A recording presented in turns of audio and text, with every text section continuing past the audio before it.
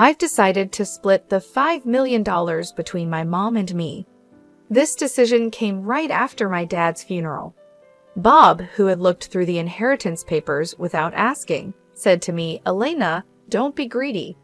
At that moment, I thought to myself, finally, I can quit my job and be thankful for the old man. But then Bob called him a doddering old man. I couldn't help but blurt out, "Are you talking about my dad?" while ignoring my shock. Bob and my mother-in-law were already excitedly talking about buying a new car and going shopping. With everything going on, I couldn't hold back my emotions any longer. I was about to burst, on top of all the housework, asking for money, and then them insulting my dad. I just couldn't live with Bob and my mother-in-law anymore.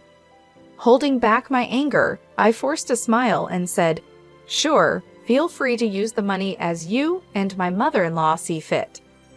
I am Elena Anaya, a 40-year-old housewife working with my husband. My parents, both doctors, ran a well-known clinic in our hometown. As their only child, I was deeply loved. After finishing Commonwealth School, I got a job at a big pharmaceutical company. Though my parents wished I had become a doctor, they supported my choice. 12 years ago, my mother died in an accident, leaving me and my father heartbroken. During that tough time, Bob, who was then my boyfriend, supported me. We met through a friend and got engaged 4 years after my mom's death. Bob worked in the food and beverage sector and earned less than me, but I believed we could face any challenge and be happy together. My dad was very happy for us. When I told my dad about our engagement, he said, "I've heard how Bob has supported you, Elena. Thank you so much. Please continue to take care of her." Bob stood up straight and promised in front of my dad, "I will make her happy." Standing next to Bob, I felt truly happy. The next week, we went to Bob's family home to announce our marriage. His mother, who wore a lot of makeup and was divorced from Bob's father, looked me over critically. "Marriage, huh? You're Bob's choice. Isn't she a bit plain for you? And she's older, right? Wouldn't a younger and prettier girl be better for you?" Bob quickly replied, "Mom, you know M Pharmaceuticals, right? Elena works there. Her father is a doctor and runs his own practice." I expected Bob to talk about my personality, but instead, he talked about my job and my dad's status. Hearing this, his mother's attitude changed. "Oh, Bob, you should have mentioned these important things earlier. That changes everything. I happily approve of the marriage. Nice to meet you, Elena." "Thank you." After getting approval from Bob's mother, Bob was very happy. However, I felt uneasy even though everything was going smoothly with our plans to get married. When we were about to register our marriage, my dad, who is a doctor and real estate investor, gave me an apartment in a luxury building in San Diego City as a wedding gift. I told Bob, "Dad has given me this apartment as a wedding gift, but it's our new home. Let's live here happily and peacefully together." Bob smiled, and we started our married life. However, after getting married, I realized something unsettling. Bob, who had lived with his parents until then, was almost incapable of doing household chores. He couldn't cook, didn't know how to use the washing machine, and showed no interest in learning. He would leave his garbage scattered around, not bothering to clean up. While I wanted us to share household responsibilities, Bob's careless attitude increased my frustration. In the first year of our marriage, I managed all the household responsibilities, even though I had some complaints since we were still in the honeymoon phase.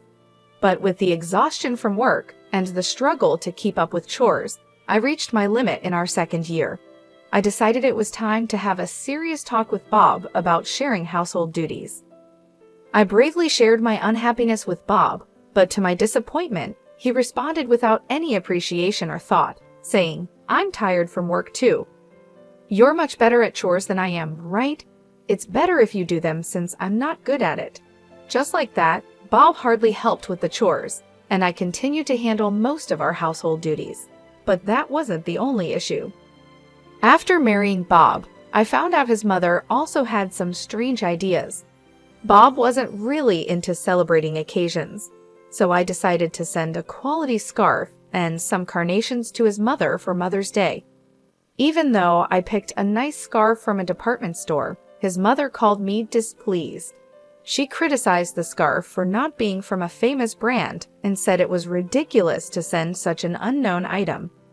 I tried to explain its quality, but she wouldn't listen, insisting she wanted something from a very famous luxury brand.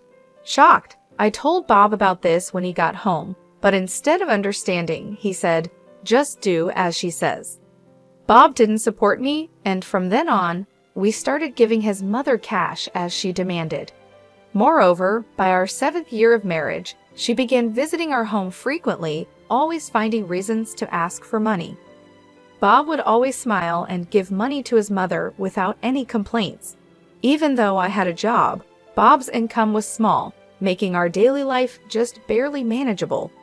Out of desperation, I had to dip into our savings to cut living expenses. Despite my frustrations, I knew Bob cherished his mother, and she had supported me during tough times. She was the mother of someone important to me, and with that thought, I endured. Now, in our 10 years of marriage, I continue to handle all the household chores and keep giving money to my mother-in-law. One day, during this routine, my father, whom I hadn't seen in a while, unexpectedly called me. The story he shared during our rare meeting was shockingly unexpected. He revealed that he was suffering from terminal cancer and that treatment was no longer possible. Overwhelmed with shock, tears spilled from my eyes. My father gently stroked my head, just as he did when I was a child, saying, "Elena, this is fate. Let's accept it quietly." I asked my dad why even he had to go through this. My days became a constant balancing act of work, household duties, and now visits to my father's hospital. While my job was somewhat flexible, managing the house was tough. When I told Bob I would be taking care of my father, he didn't react or offer to help. "It's tough with your father's sudden illness. Please do your best," was all Bob said. He only visited my father in the hospital once. I was so busy taking care of my father that I didn't have time for Bob. If I had time to worry about Bob, I wanted to prioritize my father. One day, as my father lay in his hospital bed, he suddenly asked, "Elena, how is your marriage with Bob going?" Caught off guard, I thought about Bob's attitude at home and his mother's behavior. I couldn't answer properly. Seeing my hesitation, my father seemed to understand and told me, "Elena, you don't have to endure this. Think about your happiness. Don't worry, you won't have any hardships after I'm gone." I couldn't hold back my tears, and my father silently and firmly held my hand. 5 months later, the inevitable happened. My father passed away quietly. Engulfed in immense sorrow, I started arranging the funeral. Bob showed no interest in my grief and didn't help with any of the preparations. Despite this, I was too busy with the funeral arrangements to pay much attention to Bob. Many friends and acquaintances attended my father's funeral, making it a heartfelt farewell. Even the indifferent Bob and his mother attended. The day after the funeral, I received a call from a lawyer about my father's inheritance. I arranged a meeting with the lawyer and listened to the explanation. The information was all new and quite surprising. After deducting taxes, like inheritance tax, my father's estate amounted to over $5 million. He had not only earned income as a doctor, but also made real estate investments, leaving behind such a vast fortune, all of it to be inherited by me, his only daughter. Wrapped in surprise and gratitude, yet trembling at the thought of handling such a huge amount of money, I proceeded with the inheritance process after returning home. I laid out the documents I got from the lawyer on my desk and started reading them. I was so tired that I ended up dozing off on the sofa for a bit. When I woke up, I heard Bob and his mother talking happily in the distance. "Huh, Bob and Mom too? When did you come?" I asked as I got up. Bob came over with a big smile and said, "Yes, Elena, well done." Confused by his sudden excitement, I noticed the inheritance papers in Bob's hand. "Wait, don't just read those without asking," I said, shocked and upset that Bob had looked through the documents without permission. I raised my voice at him, but my mother-in-law, not bothered at all, happily chimed in, "Wow, an inheritance of $5 million. Isn't that amazing? Now we can live comfortably for the rest of our lives." Confused, I couldn't understand why she would say that so suddenly. Then Bob turned serious and continued, "By the way, about this $5 million, I've decided it will be split between me and my mom." It was right after my father's funeral. Bob, having looked at the documents related to the inheritance I was supposed to receive without permission, said to me, "Elena, don't be too greedy. Oh, now I can finally quit my job. I have to thank that doddering old man." "Are you talking about my dad?" I accidentally said out loud. "Well, anyway, let's proceed with the inheritance process and get the money into our joint account as soon as possible," Bob said, ignoring my confusion. At that moment, Bob and my mother-in-law were excitedly talking about buying a new car and shopping. I couldn't hold back my emotions any longer. I was on the verge of exploding. Being burdened with household chores, asked for money, and to top it off, they insulted my father. While holding back my anger, I replied with a forced smile, "Sure, use the money, you and my mother-in-law, as you wish." Hearing this, my mother-in-law, seemingly satisfied, cheerfully said, "That's the spirit, Elena, quick to agree. Now make sure you work hard and earn money." "I don't want our savings to go down, so work hard," she said. I just nodded and pretended to listen to her selfish words. After that, Bob and my mother-in-law started spending money like crazy. Bob quit his job quickly, and my mother-in-law practically moved in with us, staying at our house all the time. They would leave in the morning and come back with expensive brand items. The 5-star restaurant we went to today wasn't as great as I expected. Yes, it was a bit disappointing for us, the sophisticated ones, they would say, acting like they were rich celebrities and dumping all the housework on me as if I were a maid. Bob seemed to think my father's inheritance would be available right away. He carelessly withdrew money from our joint account, and my savings of $300,000 dwindled rapidly. When I complained about their excessive spending, Bob just laughed it off, saying, "What are you talking about? Isn't $5 million coming soon? Then this kind of spending is no big deal."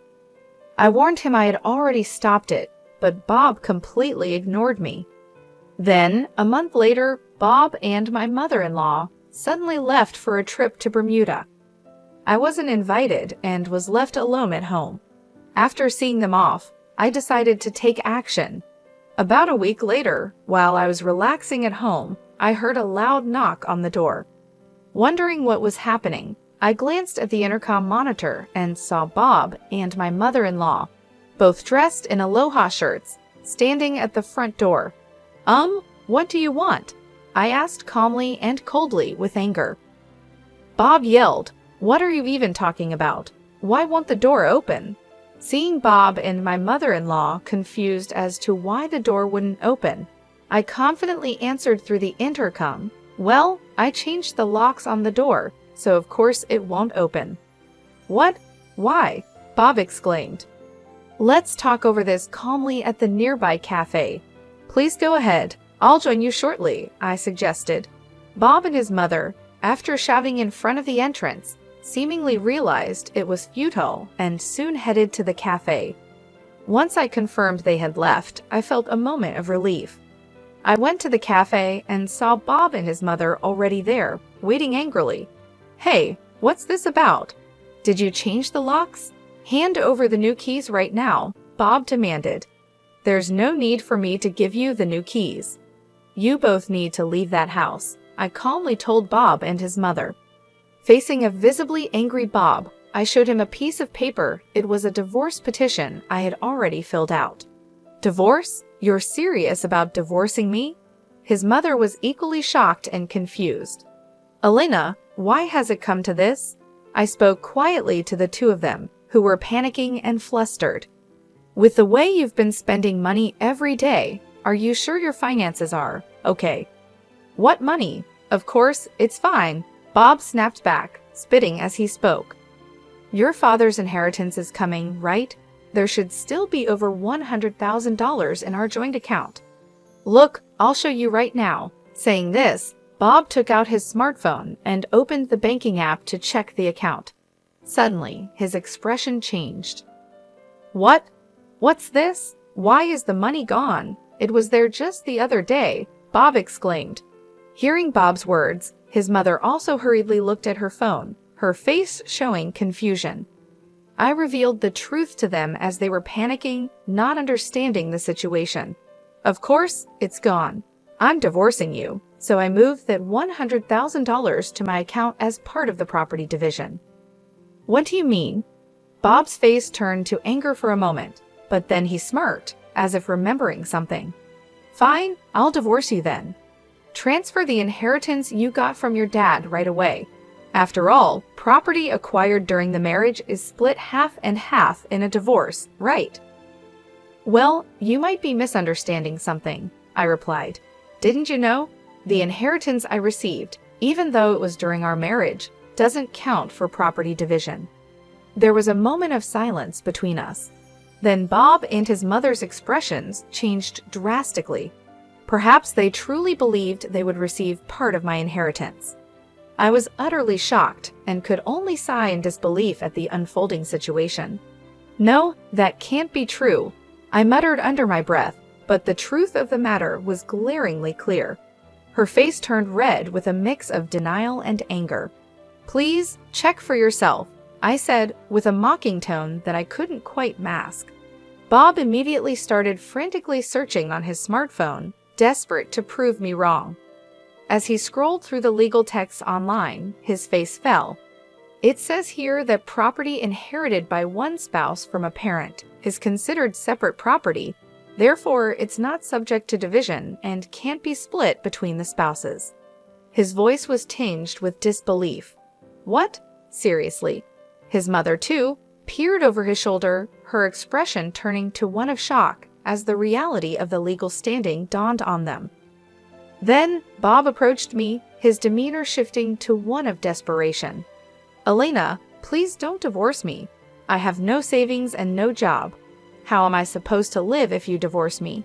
His plea was laden with panic and fear, but I had seen too much and endured too much to be swayed by his sudden show of vulnerability. Facing Bob's pleading, I stood my ground, my voice firm and unwavering. What are you talking about? Take responsibility for your actions. I will never forget how you and your mother treated me. I'm divorcing you, and I'll go to court if I have to. My declaration was clear, a line drawn firmly in the sand. Intimidated by my fierce demeanor, which they had never witnessed before, Bob and his mother recoiled. They shrunk back in fear, whimpering softly. As they stood there, dejected and defeated, I knew I had finally taken a stand. The weight of my decision was heavy but necessary as I sought to reclaim my dignity and future from the ruins of a marriage that had veered so far off the path I had once envisioned. After walking out of the cafe, the divorce proceedings between Bob and I proceeded without major obstacles. The $100,000 I had shifted from our joint account was acknowledged as part of the division of our marital assets. Over time, I managed to legally compel Bob and his mother to vacate my house. This was a relief as Bob, having already squandered the money from our marital division, found himself in a precarious financial state. He was penniless and increasingly overwhelmed with a mountain of bills, stemming from lavish expenditures on their overseas trip and various other expenses charged to his credit cards. As Bob's financial troubles escalated, he sank deeper into debt. Both he and his mother were forced to take on additional loans just to keep up with their mounting bills. Eventually, they moved into a rundown apartment, a stark departure from their previous luxurious lifestyle. They now find themselves working exhaustively every day to manage their debts, a situation that has been a profound and shocking adjustment for both. Meanwhile, I took decisive steps to move forward with my life. I sold the condo that I once shared with Bob, a place full of mixed memories, and moved into the apartment that had belonged to my late father. This move was not just a change of scenery, it was a step towards reclaiming my independence and starting afresh on my own terms. In this new chapter of my life, I continued my work as before, maintaining the same job that had always given me a sense of stability and purpose. However, with the inheritance I received from my father, my financial situation became significantly more comfortable. This financial security has allowed me to live without the constant stress of monetary concerns that once plagued my marriage with Bob. Living in my father's apartment has brought a new sense of peace and continuity to my life. Every day, I wake up with a heart full of gratitude for the man who not only raised me with love, but also ensured that I would be secure after he was gone. This gratitude has inspired me to approach life with a renewed sense of purpose and determination. With the lessons learned from my troubled marriage, I am now more committed than ever to protecting my happiness and well-being. I've come to realize the importance of being surrounded by people who support and uplift me, rather than those who seek to take advantage. As I move forward, I am determined to cherish and make the most out of every moment, focusing on personal growth and happiness. As the days pass, I find myself more at ease, enjoying a life that is not just about survival, but about thriving. My days are spent peacefully, indulging in small joys, and planning for a future that I now look forward to with optimism and excitement. The stark contrast between my life now and the life I shared with Bob serves as a constant reminder of how far I've come and how much I've achieved on my own.